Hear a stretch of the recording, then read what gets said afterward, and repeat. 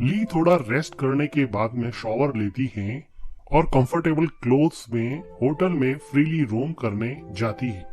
वैसे उसके डैड ने रूम से बाहर जाने के लिए मना किया था, लेकिन ली को वाटर बोतल्स खरीदनी थी, इसलिए वो रूम से बाहर आई और अब वो लिफ्ट से ऊपर जा रही थी।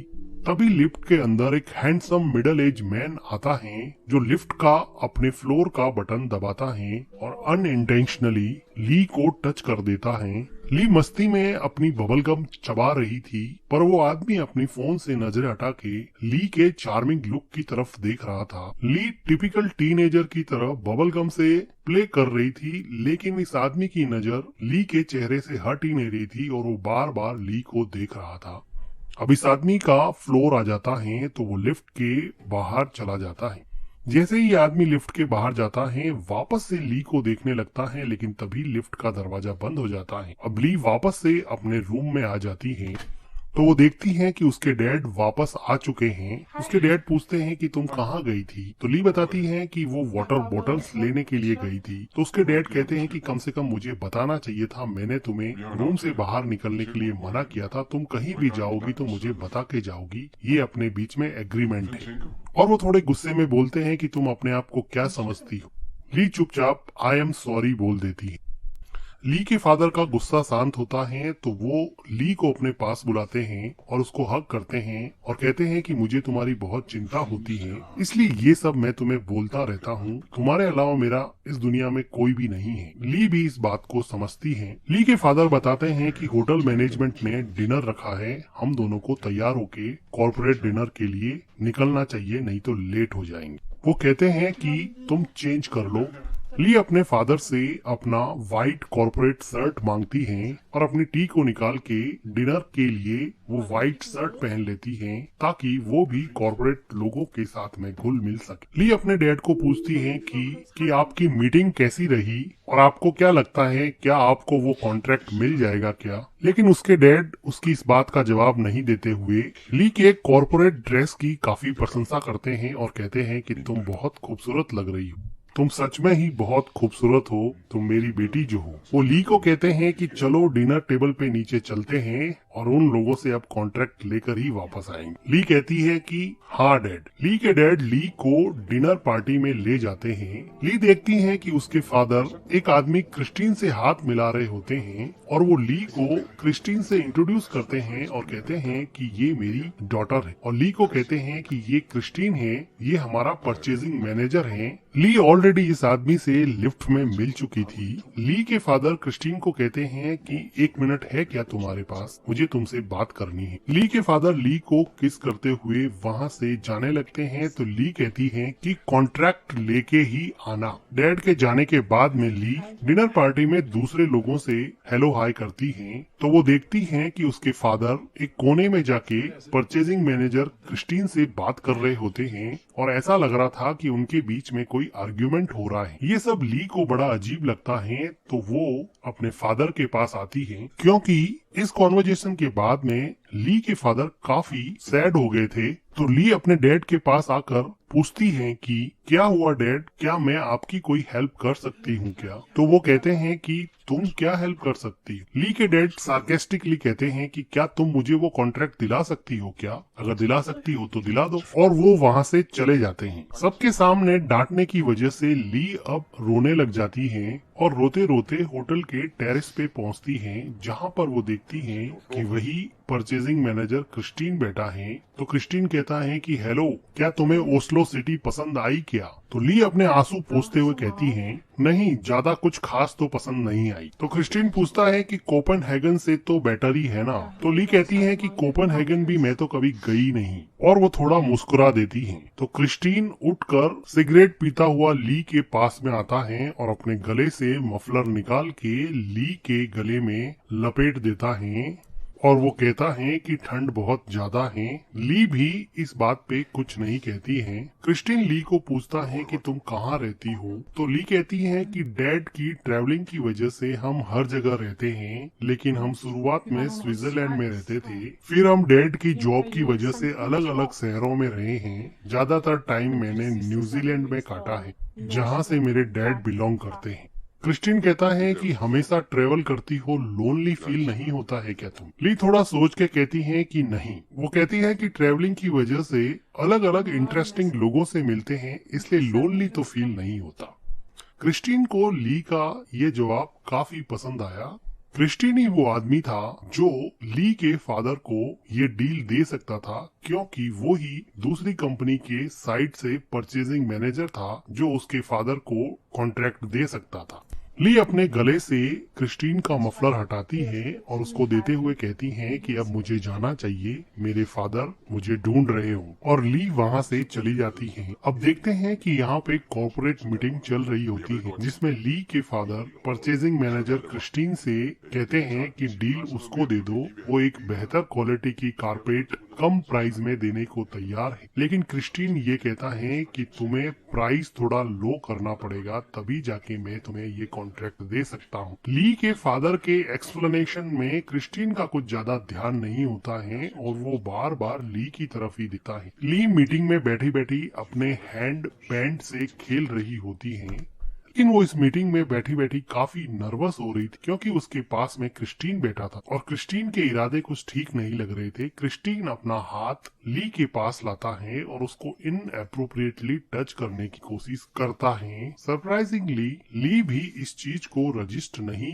कर पा रही थी, लेकिन ली को ये सब थोड़ा वियर्ड लगा तो अपने पैर को हटाकर क्रिस्टीन की तरफ देखते हुए पानी का ग्लास पीती है। ली के फादर ये सब देख के हल्का सा मुस्कुरा देते हैं। ली को ये बात कुछ समझ में नहीं आती। कॉर्पोरेट मीटिंग के बाद में ली अपने फादर के साथ होटल के बाहर जाती। होटल के बाहर ली अपने फादर से पूछती है कि क्रिस्टीन थोड़ा वियर्ड है ना, क्या आपको ऐसा नहीं लगता है? उसके फादर कहते हैं कि वियर्ड कैसे है बताओ। उसके फादर कहते हैं कि कॉर्पोरेट के लोग ऐसे ही फ्रैंक होते हैं, वो बहुत जल्दी लोगों से दोस्ती कर लेते हैं। वो ली को फिर से अपने साथ होटल में ले जाने वाले होते हैं तो ली कहती है कि मैं होटल रूम में चली जाती हूँ, लेकिन उसके डैड उसकी मर्जी के बिना उसको वापस वहाँ पर ले जाते हैं।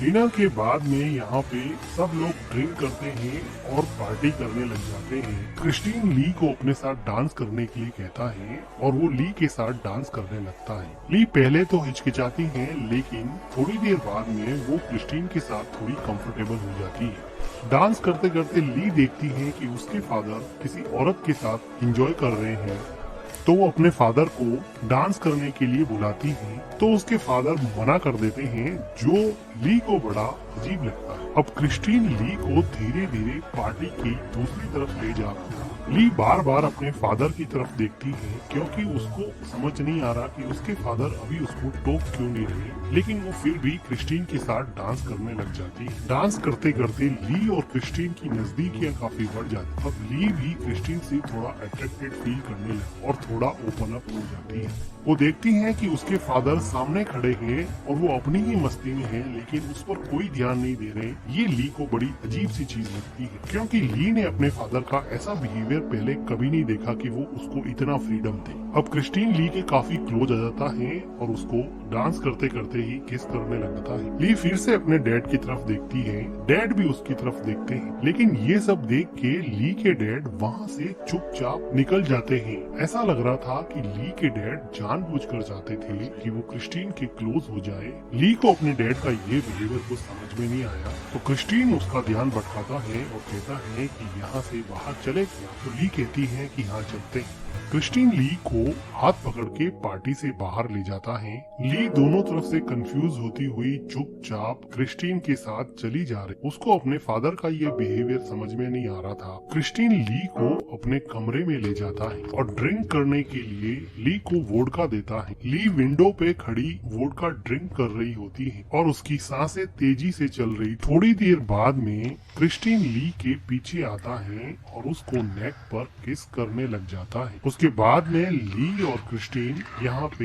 इंटीमेट होते हैं। इंटीमेट होने के बाद में क्रिस्टीन वहाँ से चला जाता है और ली अकेली ही बैठी रहती है।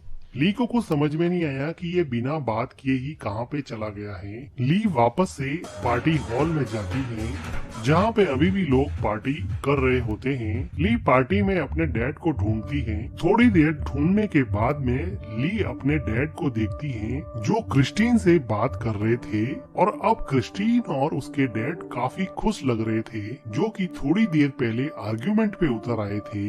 अभी ये दोनों मिलके किसी चीज का जैसे सेलिब्रेशन कर रहे हो।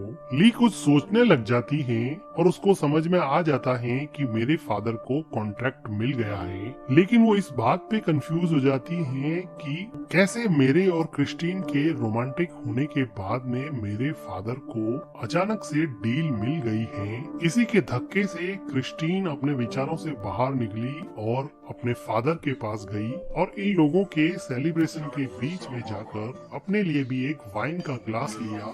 ली के फादर ली को कान में बताते हैं कि उनको डील मिल गई है, इसलिए वो सेलिब्रेट कर रहे हैं, जिसका अनुमान ली ने ऑलरेडी लगा लिया था। लेकिन वो देखती हैं कि क्रिस्टीन उससे नजरें चुरा रहा है। क्रिस्टीन उसकी तरफ देख भी नहीं रहा। ली के फादर सबको चीयर अप कर रहे थे तो ली भी बीच में अपने फादर के साथ चीयर करने लग जाती है और कहती है कि ग्रेट वर्क डैड, जो उसके डैड को बड़ा अखरता है। और वो ली को कहते हैं कि तुमने बहुत ड्रिंक कर ली है। तो ली कहती है कि अभी तो मैंने एक घूंट भी नहीं पिया और वो अपने फादर को झटक के क्रिस्टीन के पास जाती है और सबके सामने क्रिस्टीन को किस करने लग जाती हैं। तो ली के डैड क्रिस्टीन से ली को अलग करते हैं और क्रिस्टीन भी खड़ा खड़ा देख रहा होता है। तो ली अपने फादर से हाथ छुड़ा के वहाँ से बाहर चली जाती है। तो ली के फादर सबको एक्सक्यूज कह के अपनी बेटी के पीछे जाते हैं। ली बाहर जाके टैक्सी के लिए हाथ हिलाती है तो उसके फादर पीछे से दौड़ते हुए आते हैं और अपना कोट अपनी बेटी को पहनाने लगते हैं। तो इस बात पे ली रोने लग जाती है तो उसके डैड उसको काम डाउन करने की कोशिश करते हैं। ली को समझ में आ गया था कि उसके फादर ने जानबूझकर उसको अननेसेसरी फ्रीडम दिया था और क्रिस्टीन से डील पाने के लिए उसका यूज किया और अब यहाँ पे अपनापन जता रहे हैं और कह रहे हैं कि कल तक सब ठीक हो जाएगा। क्रिस्टीन ने भी उसका अननेसेसरी फायदा उठाया। इंटीमेट होने के बाद में क्रिस्टीन उससे बात भी नहीं कर रहा था। ऐसा लग रहा था कि जैसे वो सिर्फ उसके साथ फिजिकल ही होना चाहता था, जबकि ली पूरी तरह से इमोशनली इन्वॉल्व हो गई। उसको बहुत बुरी तरह से हर्ट हुआ कि फादर उसको कंसोल करके हग करते हैं, लेकिन ली अपने फादर से दूर हट जाती हैं क्योंकि अब फादर और डॉटर के बीच का ट्रस्ट ब्रेक हो गया था। तो ली के फादर कहते हैं कि तुम्हारे अलावा मेरी जिंदगी में कोई भी नहीं है, प्लीज तुम रुक जाओ। ली को ये बात सुन के रोना आया, लेकिन वो फिर भी टैक्सी में बैठ जाती है क्योंकि उसके फादर ने उसका ट्रस्ट पूरी तरह से तोड़ दिया था। रोते हुए ली टैक्सी में बैठ जाती है और डेनमार्क के लिए निकल जाती है। उसके फादर पीछे अकेले ही रह जाते हैं। रिश्तों की बुनियाद हमेशा विश्वास पर टिकी रहती है। एक फादर ने फाइनेंशियल गेन के लिए अपनी डॉटर का विश्वास तोड़ा। ली के लिए तो ये दोहरी चोट थी क्योंकि उसके फादर के साथ साथ उसके पहले प्यार क्रिस्टीन ने भी उसके साथ विश्वासघात किया। और इसी के साथ ये इमोशनल मूवी एंड हो जाती है। वीडियो को like, thank you for watching.